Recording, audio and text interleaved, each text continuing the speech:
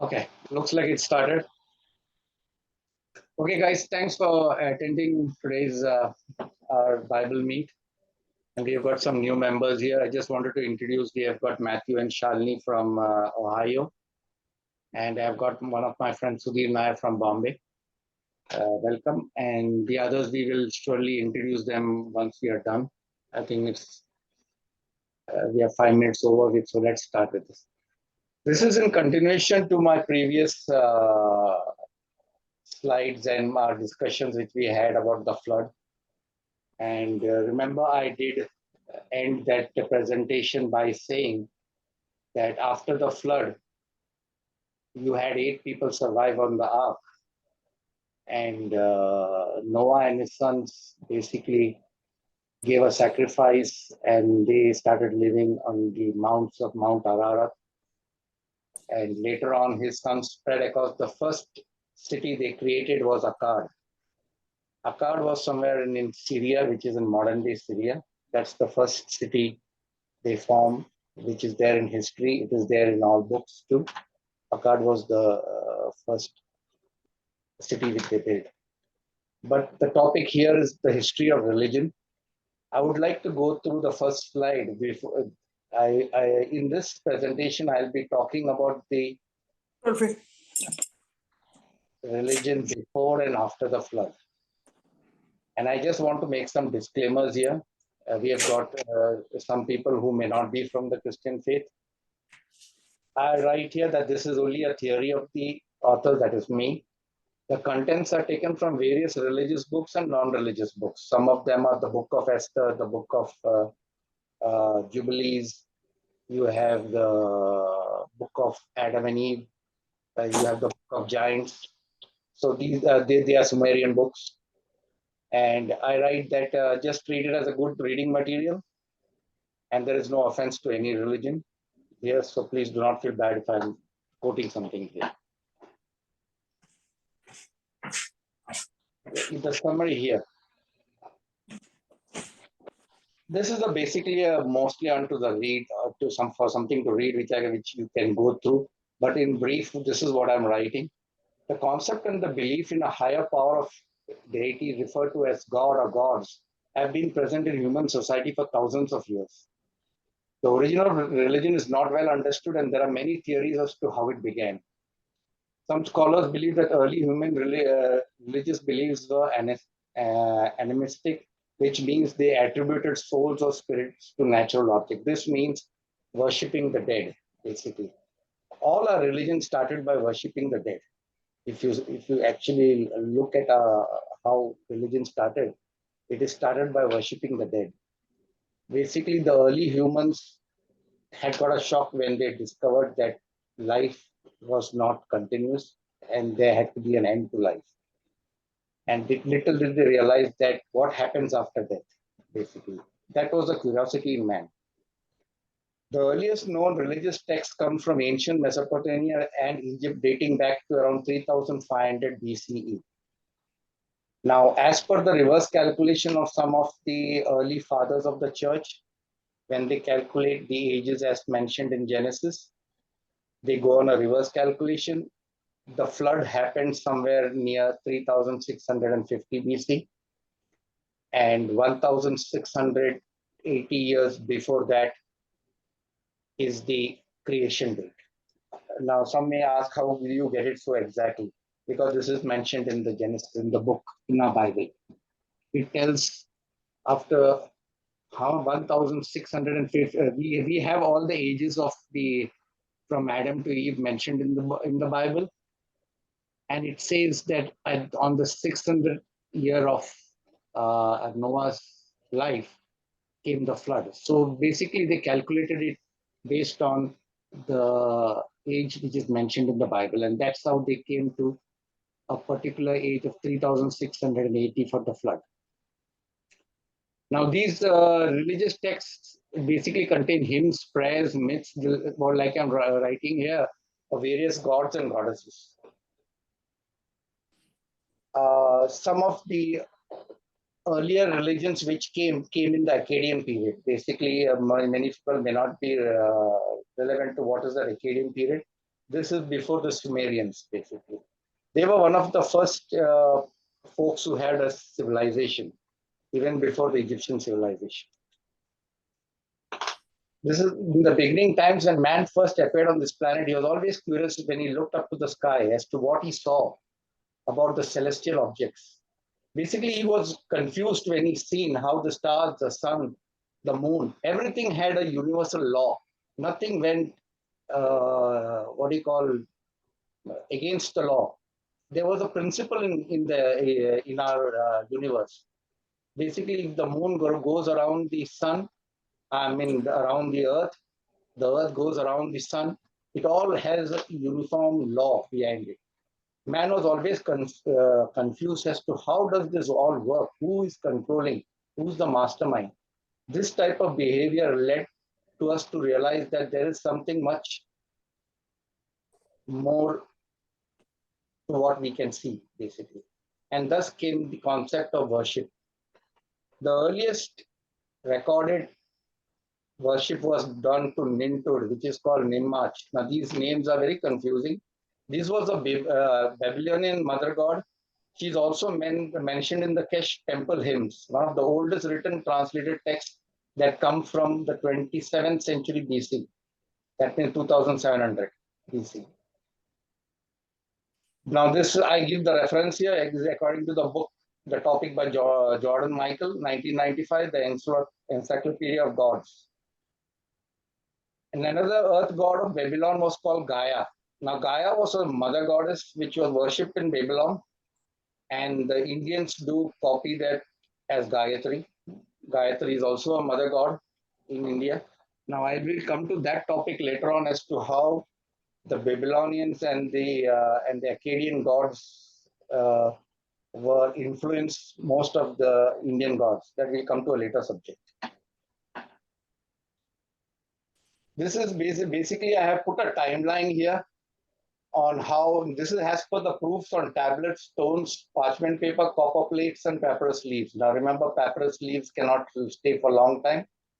The earliest one we have on papyrus leaf is, I think, the chapter 18th of John from the Bible. They have a small piece of it in Rome. Other than that, these papyrus leaves don't survive. Now, I have given a timeline here, 4000 to 5000 BC. We really don't have any information on this period. That is the flood period, like I said, 3860 BC, which the Catholic Church and the bishop in the 15th century calculated. Science does not agree with it because it talks of millions of years. So this is directly from a biblical point of view.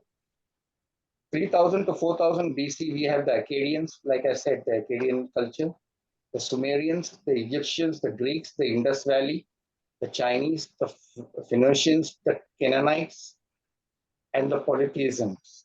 These are all civilizations. Now remember the Indus Valley. When I say Indus Valley, this does not mean Hinduism. Let me be very clear. Hinduism came very late on. It was not even the Vedic religion, because no one is sure which religion they followed in the Indus Valley. The proof of the Indus Valley, which we have between 2500 2800 BC, is the Vedic Hinduism. Now, when I say Vedic Hinduism, that word Hinduism is wrong. It should be only Vedic religion. And the only one book was there at that time. It was the Rig Veda. Rig Veda was written quite early. All the other Vedas were written quite late. The Sumerians, the Akkadians, the Assyrians, the Egyptian, and the Chinese. Now, they believed in multiple gods. What you call polytheism means multiple gods. Between 1200 to 1500 BC, we have the Hebrew language. Now, the word Hebrew comes from Eber. We'll come later on to who is Eber. He was the fourth person from Noah's generation on his grandsons. So the word Hebrew comes from Eber. And you have the Zoroastrians, basically monotheism, one God. They believe in Ahura Mazda, that is the single God, Zoroastrians. Between 500 to 800 BC, we have Buddhism. Now, Buddhism, most folks are confused that Buddhism was Gautam Buddha. It is not true. There were 27 Buddhas before Gautam Buddha, and Gautam Buddha was the 28th Buddha. So basically, there are 27 tantrikas, they say. So 28 Buddhas were there. From the Buddha was the final Buddha, that is Gautam Buddha. And they say that the final Buddha will come, that will be the 29th Buddha, just like we say Jesus will come on the final day. The Buddhists believe that the final Buddha will come on as the 29th Buddha during the end of times. 200 to 300 AD, that is after BC to 300 AD, we have Hinduism. Now, remember when I said Vedic Hinduism? This is where Hinduism started in India between 200 to 300 BC, before Christ, yes, to 300 AD. This is the time where the Mahabharata and Ramayana and all was written. We'll come to that later on. Now, that too has polytheism. There is multiple gods, but the Vedic religion had single gods. But there is a lot of history which we'll go into different parts at a later stage as to how it converted from Vedic to Sanatan.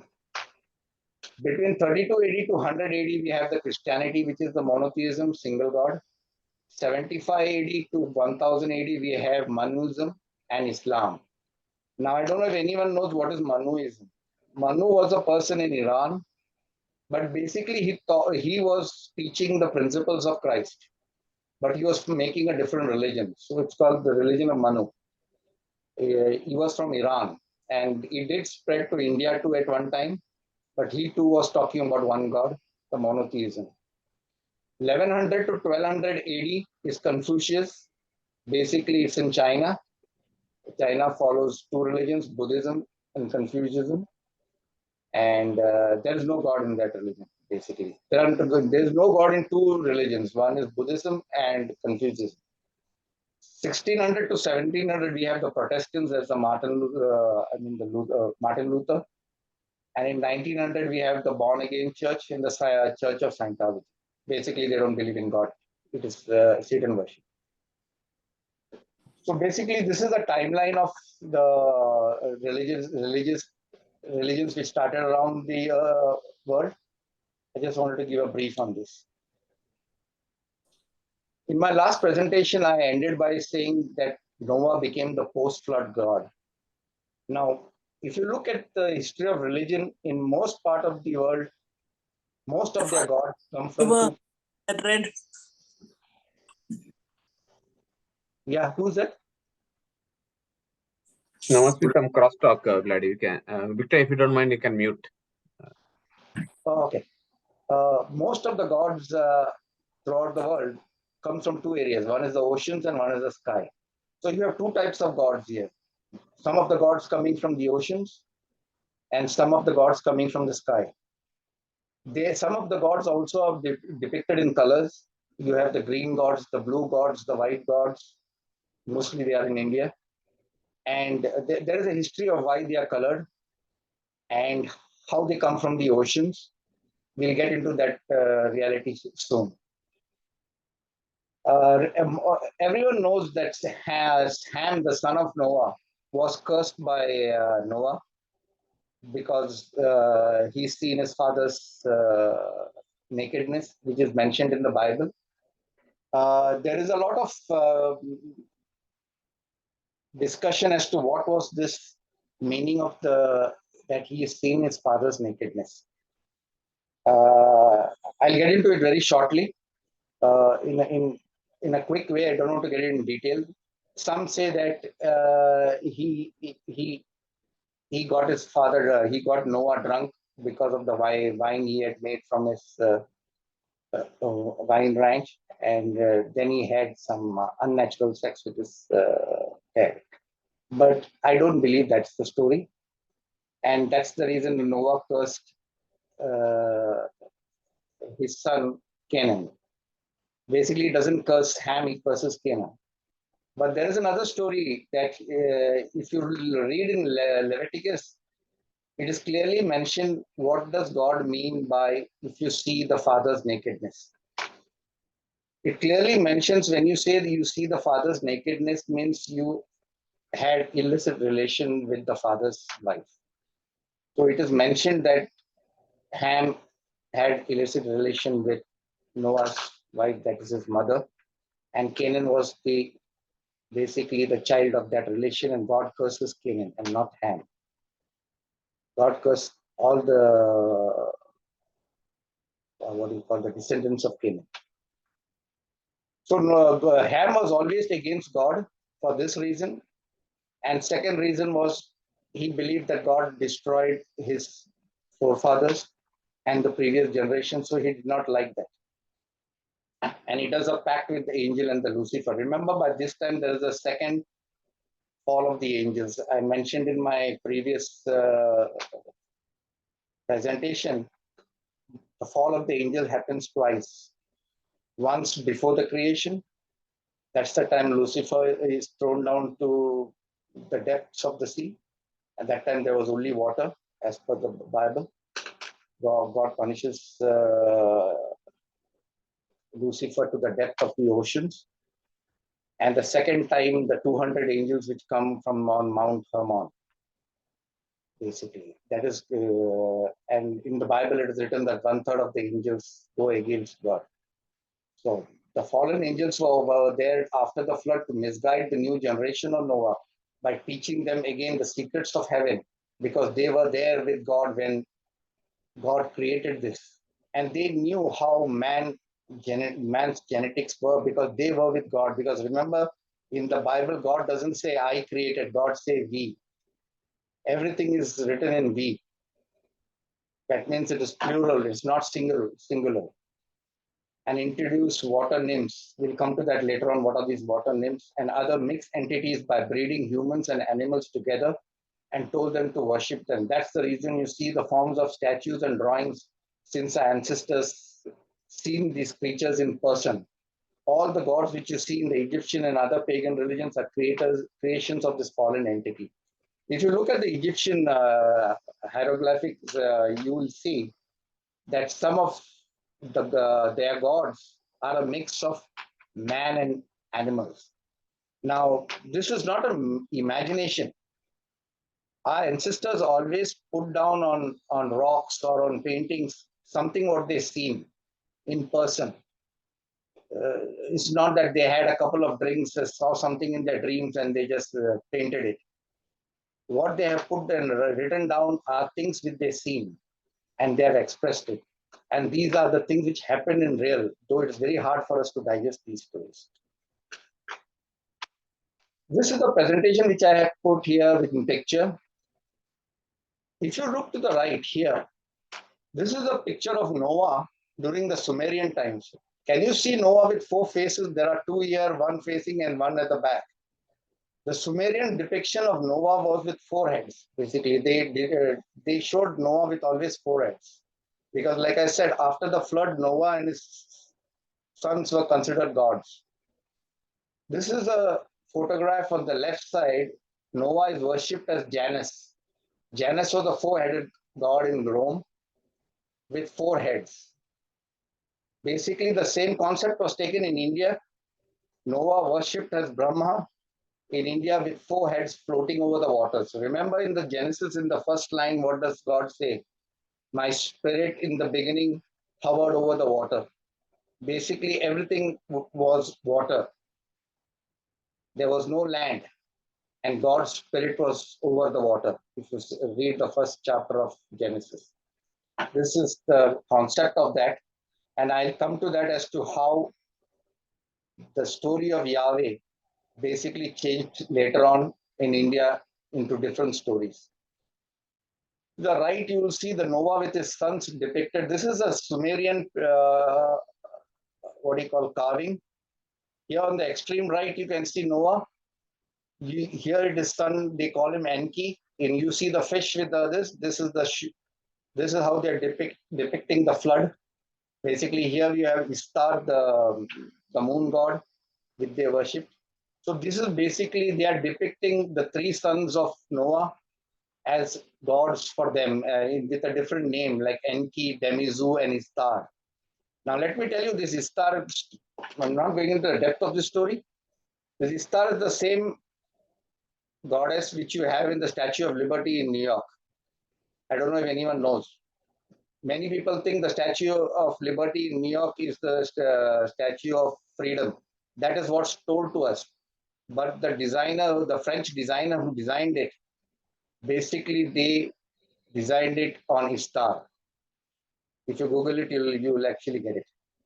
And basically, Istar is none other than Semiramis. We'll get to that later on. Semiramis was known as Kali, Durga, and Manat in Islam. Basically, this all will come. This is very confusing right now, so let's keep that for later on. This is a migration theory and the cradle of civilization. There are multiple theories of origin of mankind and its migration. One is the African theory, that is out of Africa, and the west to east migration. That is basically more academic. They have not found real proof to that to really put it together.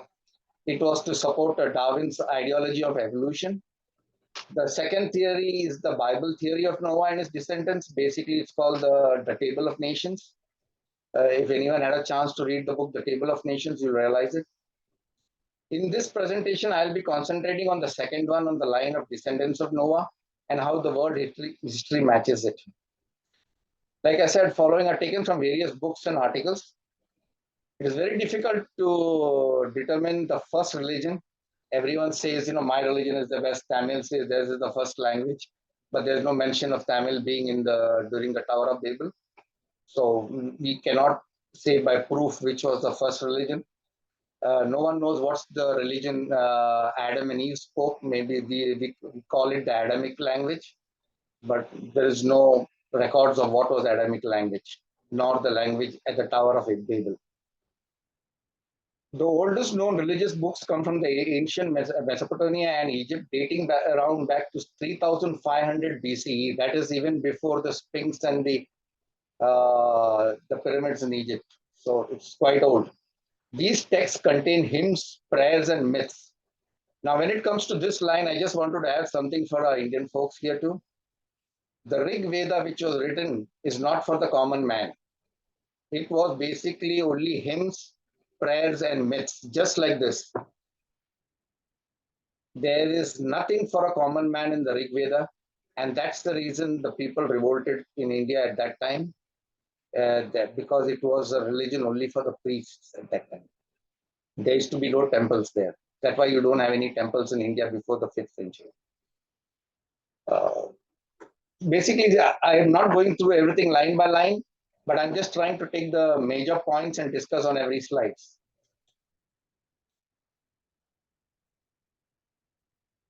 Okay, here I wanted to just bring forward that the earliest form of worship was worshipping stones, trees, and winds. Basically, we started worshipping the creation rather than the creator. Like I said, man was very curious to know who's looking at him from above and how is he controlling him? What does he need to worship and all that? And that's how we started worshipping stones. Basically, we started seeing God in the form of stones. And there we come to Göbekli Tepe. I hope I'm pronouncing it right. Göbekli Tepe, I think. This is a site in Turkey. It is the oldest, basically, temple. I'll get it to you there. One second. Yeah. Göbekli Tepe is the world's first temple, basically. And if you see this is not having any image of a god. Basically, they are worshipping stones and statues. Now, this is supposed to have been built before the flood, because science has carbon dated this to be about 15,000 years ago. But carbon dating has its own problem. Anyone who's in science knows that the half-life of carbon is 5,780 years. That's the half-life of carbon. So carbon dating cannot go more than about 10,000 years. It's a fake. It is not right, because the life of carbon is half-life is 5780. So this was the oldest temple which is there in Turkey. And here they started by worshipping stones, basically. And I just wanted to make some points here, how God says in Leviticus 26:1, don't make idols for yourself, Don't set up an image or a sacred pillar for yourself, and don't place a carved stone in your land that you can bow down to in worship. I am the God, your God. In Genesis 28, we have Jacob, he had a vision of God. He used a stone as a pillow. And after he woke up from his sleep, he took the stone that he had put under his head and set it up for a pillow and poured oil on top of it. Basically, what the Genesis says is even Jacob tried to do stone worship, and God has prohibited worship of standing stones and idol worship, basically.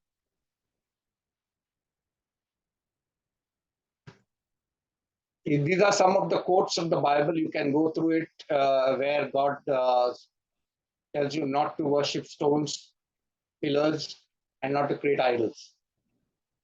Now, I have also quoted from some other books. You have from the Quran, verse 7, 138. Basically, they are just copying most of what is from the Bible. But these are also mentioned in the Quran that thou shalt not do stone worship. But it's another discussion for another day that they do stone worship in Kaaba. Now, the Hindu scriptures also say that you should not do stone worship.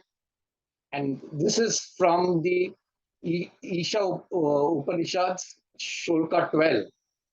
It's written in Sanskrit. And I'll try to read it. Andam tama pravishta ye sambuti mupasate. I'll kill it with my pronunciation. But what it means, this is what they mean. Enter they into a blind darkness who resort to the worship of manifest of Prakriti. That means anyone who worships Asambhuti. Asambhuti is Prakriti. Prakriti means nature. Anyone who worships nature will enter into pitch darkness. This is mentioned in the Upanishads in Shulka 12. In the Brahma Sutra, it is also mentioned there is only one God, Ekam Brahma. Now, Brahm, I'll come to what is Brahm. Brahm means imagination. The word Brahm means imagination. There is only one God, not the second, not at all, not at all, not in the least bit. The Hindu books also, the Brahma Sutra says that there is no other God and there is no second God. And na tasya pratima asti, there is no likeness of him. So you have the Hindu literature also talking about one single God, monotheistic God, but later on things changed so much that everyone for their importance brought a new God into the picture. And we have a lot of different gods today. And there is mention of 33,000 gods. Now that 33,000, that word number 33 has an importance. We'll come to that at one time later on as to why 33. Now we have standing stone worship throughout the world, basically. We have them in Jordan, we have them in Saudi Arabia, we have them in India. Throughout the world, we have people worshipping stones. Now, this is a picture of a stone in Al Rajaji. Now, this is supposed to be about 6,000 years old. And we presume that this is before the flood. These were all remains of after the flood. And that's the reason God destroys mankind at that time. He's seen the wickedness and how people started worshipping other things other than Him, the Creator. Basically, these are all things left. This is a picture of Saudi Arabia. Now, this is in Jordan. The first two are in Jordan, those standing stones. The bottom one where you have it's a painting of how Jacob had a vision, which I said. He used the stone as a pillow and then he put stones and started worshipping God here, which God has prohibited on the standing stone, basically. This is also Stonehenge, which is in UK. It is mostly built after the flood by giants, and that's a different discussion as to about the giants, why they were giants, why God tells to kill all the Ammonites, the Moabites, the all the tribe. He tells Moses not to even spare the children and the women, kill them all. And some people say, why is your God so nasty in the Old Testament? Because God has a reason. because these were the people from the foreign entities who mixed with the foreign entities, and God wanted to destroy all of them before He creates the new earth. And that's the reason God tells in the Bible to destroy all these tribes, to kill each one of them, even the children, so that they do not survive afterwards. And that is one of the reasons why God tells Moses to kill all of them. Here you see this on the right. This is a very interesting picture.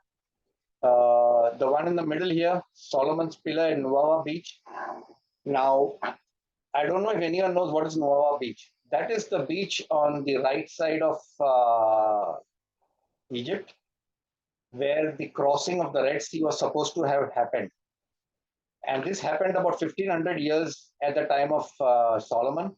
So King Solomon put two pillars on either side of the crossing to memorize the to keep a memory of the crossing. He put two pillars, one on the Egypt side and one on the Arabian side. You can see here the Egypt side and the Arabian side. But the Arabian side pillar, the Saudi Arabia removed it, and they have put this plague there. They removed it because they did not want the world to know that the Mount of Moses is in Saudi Arabia. So they removed it. Basically, today it's only this thing is there. But the Egyptian side has the pillar of the Solomon before the crossing at Nuwara Beach. That's the beach where Moses kept his people, and then God parted the sea for them to cross into Saudi Arabia. That's the land of Midian. The Bible says the land of Midian. Midian is Saudi Arabia. Now on the right side, you have this interesting one where you see this stone worship. Now this is actually in India. This is near Kerala, and it's on the border of Kerala and Tamil Nadu. And this is the archaeologists did find this. It's a megalithic of the Iron Age, basically. And this also is a example of how stone worship was done in those days. This slide I mentioned how God's name was in early religion. The Aramic word for God is ilaha in Aramic, ilaha. And in Syriac it was Allah. Al-Aha. This is the word in Syriac. Oh, sorry. Now, the Islam, when Islam came in the 7th and the 8th century, they basically copied this name from Syriac because most of their book was written from Syriac. The original Quran was written in Syriac and Aramaic, and they copied the name Al-Ilaha. Later on, Al-Ilaha became Allah, basically. The other names are El. God is also known as El. In this Baal. Baal is the god, the bull god, basically which the Israelites made a bull and started worshipping when Moses was in the mountain for 40 days, talking to God. They thought Moses is expired or something like that, and they lost faith in Moses, and they built the bull god called Baal. Baal is also known as with different names, Dagon. It's known for what you call child sacrifice. In the olden days, child sacrifice was done. It was to the god Baal. God was also known as Elohim, and we know our God by Yahweh. This is a very common name which we have in our Bible. And the Zoroastrians called him Ahura Mazda. In the Indian subcontinent, God was known initially as Narayan. Basically, I have not mentioned here. Nar-ayan. Nar means water. Ayan means to lie. In Sanskrit, Nar is water, Ayan is to lie. The one that lies over the water. And in India, like I said, they called him with many names. They called him the imaginary god, which is Brahm. Brahm is imagined. Brahma, Brahman. Many names were called. This was the original god in the Rig Veda. Basically, this god is not worshipped today. Hinduism doesn't worship Brahma. They worship different gods who came at a later stage, who we'll get to the story later on. Below on to the left, this is an image of Yahweh, which the Canaanites used to worship. Remember, God cursed Canaan, and the Canaanites used to worship this god called El. Like I said, he was also known as El. The middle one is a Israelic in Hebrew, the word Yahweh. This carbon dates to the 8th century. This gives us proof that the Israelites worship the God Yahweh in the Bible. And in those days, the Israelites used to also worship another deity called Asherah. According to the Israelites, Asherah was the wife of the Hebrew god Yahweh, and God punishes them for that by the second destruction of the temple. And after that, they realize the mistake they did and they stopped worshipping Asherah. They worship only in the single God Yahweh. That was the mistake they did before the destruction of the temple. They were worshipping Asherah. Now here we have that, like I said, Noah was known with different names. There are two sets of God, one who came from the sky and one who came from the ocean, which I said I'll cover in my next presentation. Noah is known with different names. Noah is also called Nuh, N-U-H, Nuh, in many places. In the Islam, in the Quran, he's also known as Nuh. In India, he's known as Manu, Brahma, Satya Urada, Rishabha Natha. Now, Rishabha Natha is nothing but Bahubali, basically. The Jains call him Bahubali. Now, he was known by various names. His sons were Shem, Ham, and Japheth. He had three sons. As you know, there were 8 people on the boat, on the ark. Shem was the eldest. Then you have Japheth and Ham. Shem was known as Bharat in India, who we call Bharat. And now I know some of you may tell, Gladdy, how did you get all this information? Most of this information of how Noah's sons migrated is there in the book of Jubilees and the book of Esther. But the name Bharat is not there. Now, these things, like I said, these are joined by historians and by the Indian culture, which I will talk later on. By putting two and two together, this is an assumption. So please do not jump and scream at me and say, oh, Gladdy, you're talking all filth. Now, the name Saman comes from Tamil literature. I'll come to that later on. Ham was known as Kam in India. You have Kamadev. If you look at the Kamadev god, you see him sitting on a parrot. He was called the sex god. Basically, he gave us the Kama Sutra. And he was also known as Bahubali, which the Jains who worship Ham. Ham was allocated the area of Africa. And mostly the South Indians are basically a descendants from Ham's children. That's why we have the dark nature. And there are a lot, like you say, the Gulf of Kambata near Gujarat is also named after Ham. Ham's son was Kush. He founded the Hindu Kush mountains. There is a place called Kish in Iran. His descendants were also called Kish, Krishna, and all that. Everyone had Kish, Love, and Love, Kush. These all names from him, from the descendants of Noah. Basically, I will come to the genealogy, the history of his sons and grandsons later on, and you will see that some of the names do coincide with the Indian kings and the Indian gods too later on. Japheth was known as Japati in India. In Greece, he was known as Jupiter, Pra-Jupiter. And like I said, Noah was also known as Nu, and in India they call him Manu, basically the first man who escaped the flood, which is there in the laws of Manu, what we call the book of Manu. Like you have the book of Noah, the laws of Noah, same thing you have the laws of Manu. We have it in India. Now the Shaman and Kaman. If you see the Tamil literature is very old. It goes to about 300 BC. The Sangam poetry, if anyone knows what is Tamil Sangam poetry, you'll know they are the oldest literature in Tamil. They go to 300 BC, nothing before 300 BC.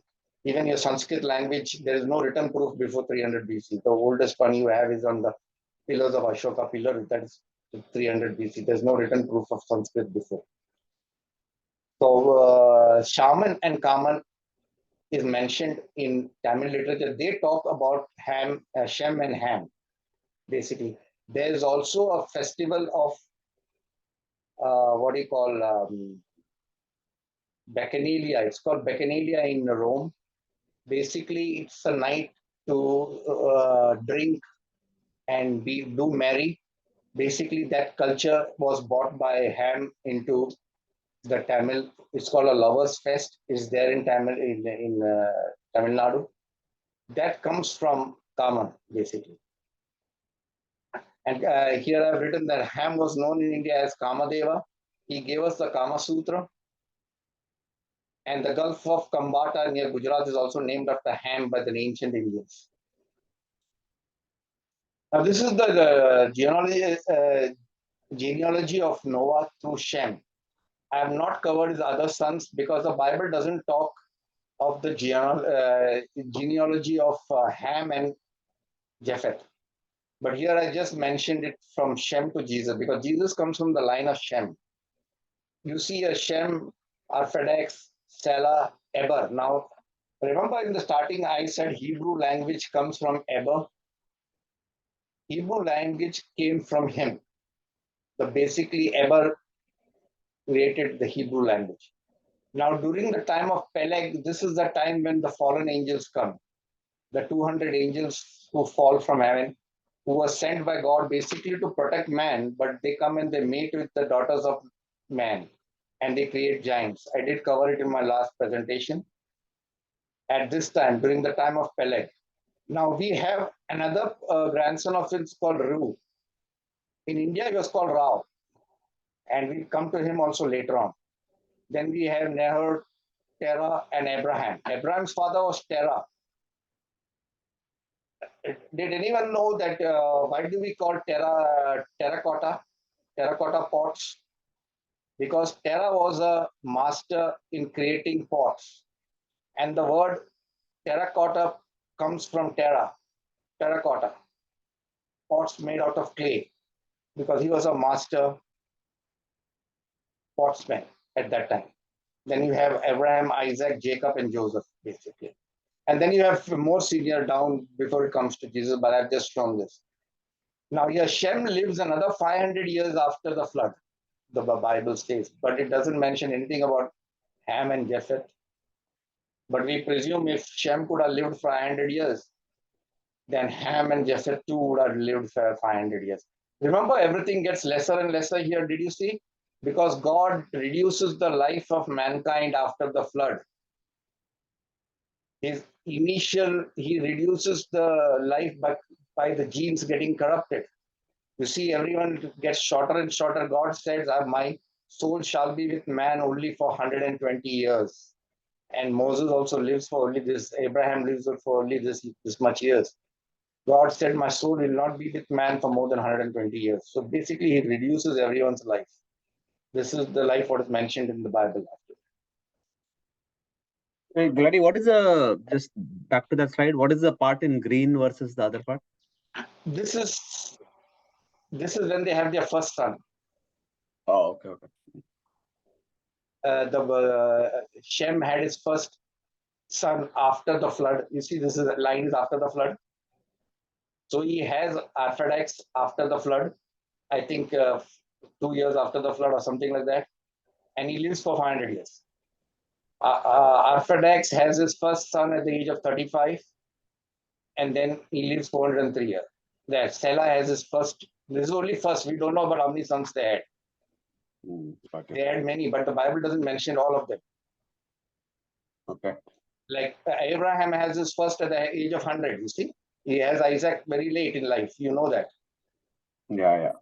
And then he lives for another 75 years. Isaac has Jacob at the age of 60. And he lives 120 years after that. He lived a total of 180 years.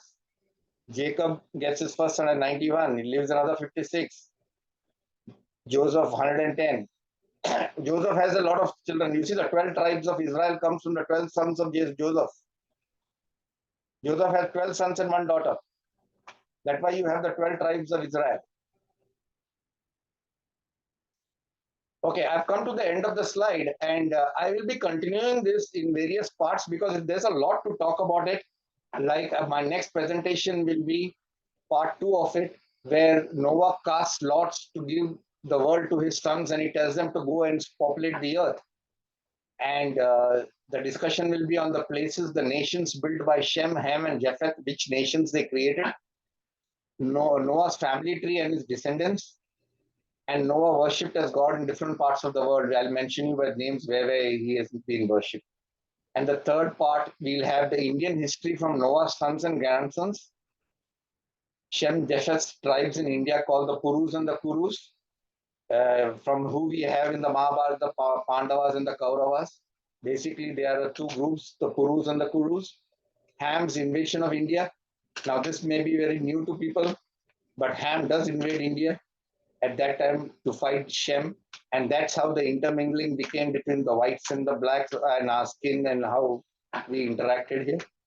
Then we have the next presentation of Semiramis and Nimrod. Now, I don't know if anyone knows who's Semiramis. I have to get into a little depth of introducing who's Semiramis and who's Nimrod. Now, these are the 2 people whose story is taken into Indian culture as Shiva and Parvati, also known as Kali. Remember, in the Indian mythology, Kali kills Shiva, the same way Semiramis kills Nimrod. Now, Nimrod is mentioned in the Bible, and Nimrod is also mentioned in the tablets of Gilgamesh. I don't know, I talked about it last time, the tablets of Gilgamesh, story of Gilgamesh, and Istanapastu. Istanapastu is actually Noah in the book. These 12 tablets were found during the excavation in Iran of the temple of Nebuchadnezzar. When they were in 1930, when they were digging up the palace of Nebuchadnezzar the third, they found these tablets. These tablets are today in the London Museum. There are 12 tablets which tell the story of Gilgamesh. Gilgamesh was a king, Akkadian king, and he's there he's not an imaginary king. He's there on the king's list of Sumerian king's list. That stone is also there in the British Museum in London.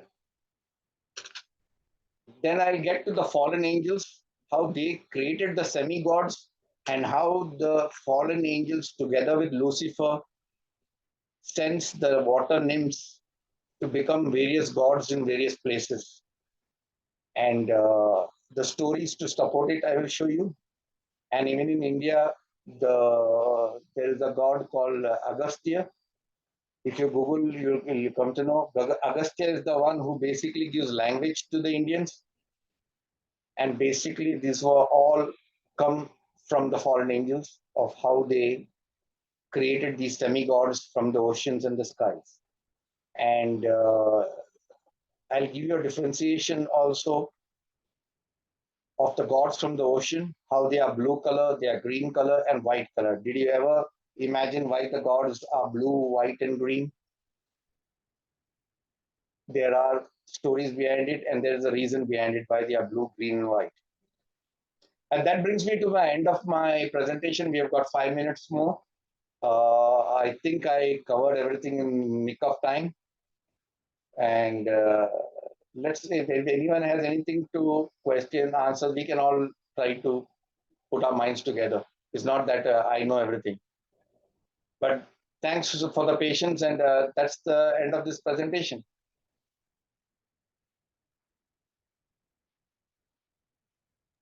Yeah, thanks, Laddie. Wonderful content.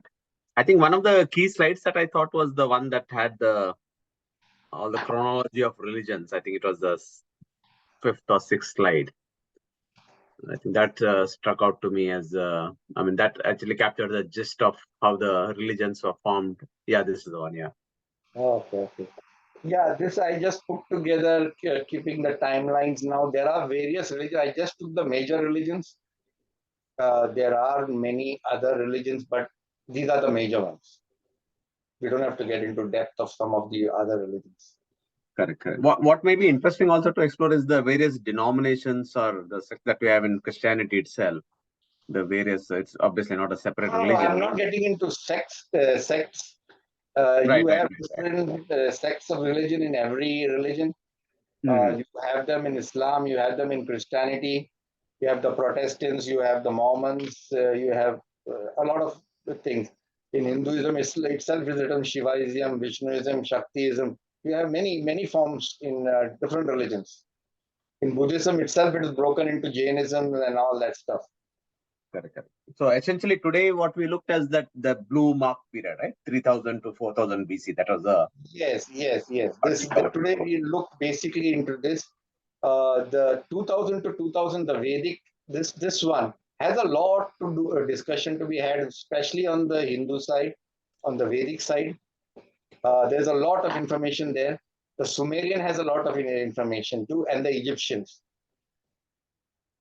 Now, the Chinese is very interesting because if you look at the Chinese mostly 80% of them worship Buddhism or Confucius. Now, remember, Confucius came in the 11th century and Buddhism came in the 500 to 800. Before that, what was the Chinese worshipping? Did anyone realize? Does anyone know what they were worshipping? They were worshipping a single god called Shangdi. That's why they are all their places of Shanghai and all that. Shangdi. Shangdi was their one god. That one god was basically the god of Noah, Yahweh. But the names have changed everywhere. If you see the Chinese alphabets, all the alphabets correlate to the flood. Basically, Chinese, the communists never allowed religion in their country. And that's the reason Christianity also never reached there. Because during the 7th, 8th century, they literally killed any missionary who came into China. Buddhism. Is Jainism missing here for any reason? What was it? Sorry. No. My question was: is Jainism that missing here for any reason? No. Jainism is a part of Buddhism. It's a shoot of it. Like I said, Buddhism is not one man, not Gautam Buddha. There were 28 Buddhas. Tirthankara, they say, 28 Tirthankaras. Gautam Buddha was the last Buddha, but he is famous with Buddhism. But there were 28 Buddhas, including Gautam. And they say the 29th Buddha will come on the final day when the world is coming to an end. All religions say that someone is going to come. Islam says, of course, Islam says Jesus will come. Christianity says, Hinduism doesn't say about the last days because they have got yugas. We are in the final yuga. Basically, in the Kali Yuga, they say that is the most worst yuga. And according to them, their God takes avatars in every yuga. So there is no one coming at the end of time. There is no concept of hell too in Hinduism, but in the Vedic religion they have something called hell. It's called Patal Lok. In the Vedic religion, it's called Patal Lok. You might have heard about it. Yeah. But in Sanatan Dharma, there is no hell. It's all karma and rebirth. If you do any sins, you may come like a rabbit the next time. If you did multiple sins, you'll come like a cockroach. So, Glady, can you hear me? Yeah, I can hear you. Right. Glady, I have some friends actually who are like Somalis or Muslims actually. And one of them actually, when I went to him as a mechanic, he told me very clearly that it's written in the Quran that on the final day, it's Yesu Masih is going to come. Yes. It's not, nowhere is mentioned that Muhammad is going to come or, what. Isa will come. Isa. They've got the wrong name. Isa is not our Jesus. The book is totally, they have copied it. That's a different discussion. But according to them, yes, Isa will come on the final date and Isa will die. because Isa has not died. He's sitting with Allah as per their, because he did not die on the cross as per the Quran. Allah took him directly and put another man on the cross and took him to heaven. And Isa has to come back on the final day and he has to die. Okay. But in our revelation, John says Jesus will come with this glory to take us all into his glory. Jesus will never die. And that is what he showed us by his death. Eternal life. Yep.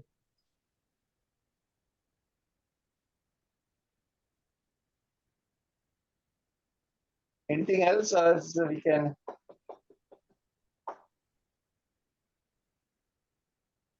Was this informative to you folks? I don't know, everyone is silent. Was this informative? Can I change something? Or is there something I can improve on this? Just wanted your ideas. No, I feel this content is good. This this slide and that the flow, how it happens, especially showing graphics and connecting the last part, the Shem, because we heard it from you before. The next session, in fact, is what probably people can connect even better, because how Shem, Ham, how they relate to the Indian gods, that might become more interesting since we are all from that subcontinent.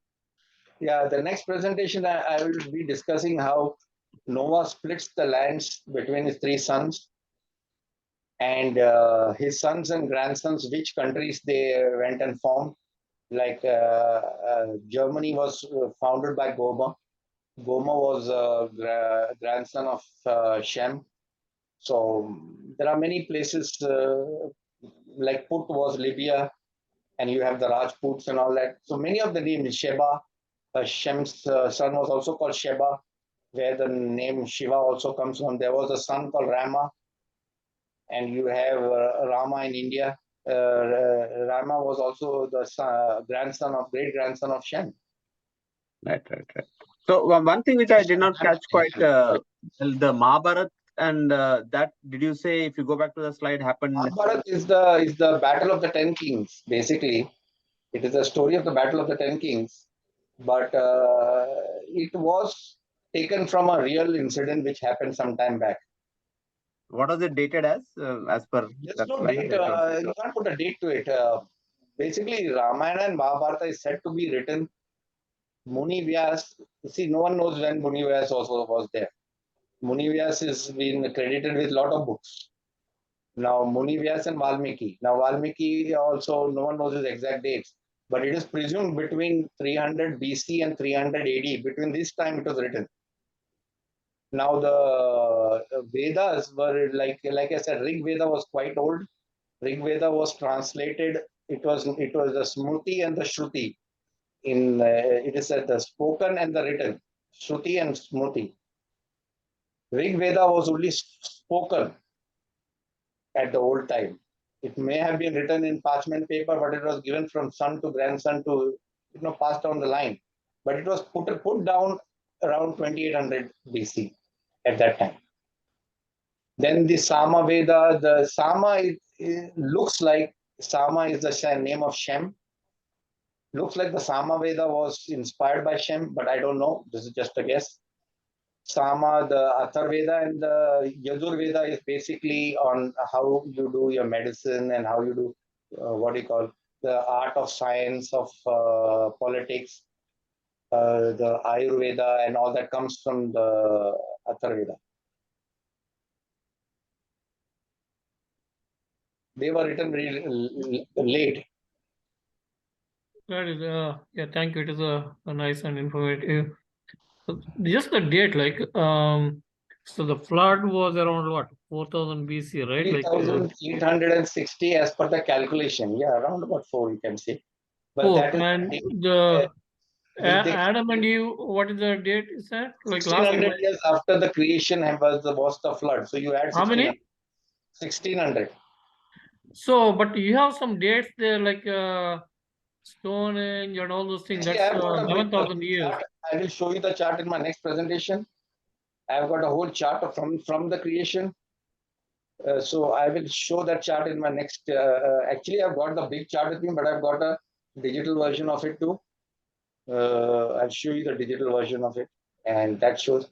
See, the Bible clearly says in the 600 year of Noah, the flood happened, and Bible gives the age of every person after Adam. Adam lived so many years. Seth lived so many years. Seth had a son. He lived so many years. So when you count all that, it comes to 1600. And then when you add the 600 year of Noah, you get 1680. So that is presumed as the day of the flood. And then Right. you know everything 2000 from that time 2000 years to Abraham, and from Abraham to Jesus 2000, Jesus to us 2000. So about 6000 years from we have got about 6,000 years, and God punishes Satan for 10,000 years in the belly of the earth on the oceans. That is in the other books, not in the Bible. Right. But here, in the Stone Age and other other things you presented here, like that were like around 11,000 years and 8,000 That's years science. old. That is science. That is science. Don't mix up. Some things are said by science, like Goplika Tepe, they say it is 11 to 15,000 years. That is said by archaeologists. Now, archaeologists don't follow the Bible. They follow archaeology. They say man was not created. We came out of monkeys. We did not come out of monkeys. Believe me, I'm very proud to say that. There's a creator who created us. We did not come out of monkeys.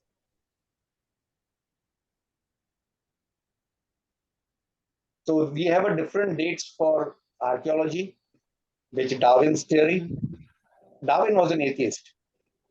Darwin followed Charles Lyell. Charles Lyell was an atheist. Darwin himself was no good person. He went on his father put him on a ship because he had no job. He went on that job which was going to the Galapagos Islands, and he took this as a part-time job, and he wrote a book by looking at just animals on one island, and he figured out the whole Earth story by sitting on one island.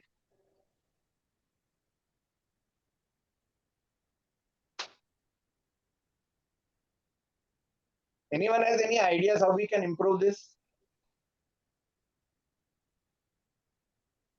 I think you give facts, you give some pictures. That's good. A lot of research, right? I'll try to put more pictures because a picture says 1,000 words.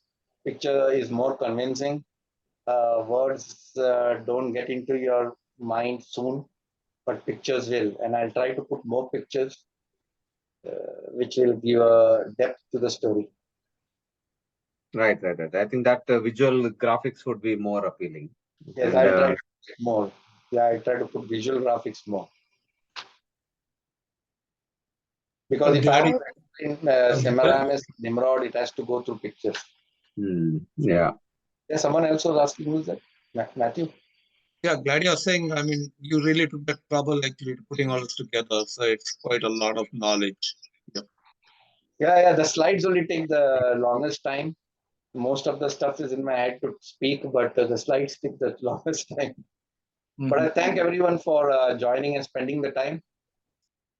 If we do not have any more questions, we can, because it's already 10:10, and I know most folks have to go to bed. Yeah. Thanks a lot, Gadi. Very well presented. Thank you so much. Thank you. Thank Thanks, you. everyone. Thanks, Lady. Take Thank care. you. Gladys, Yeah. thank you. Thank you. Bye. Thank you, Gladys. Bye. Bye. Bye. Good night.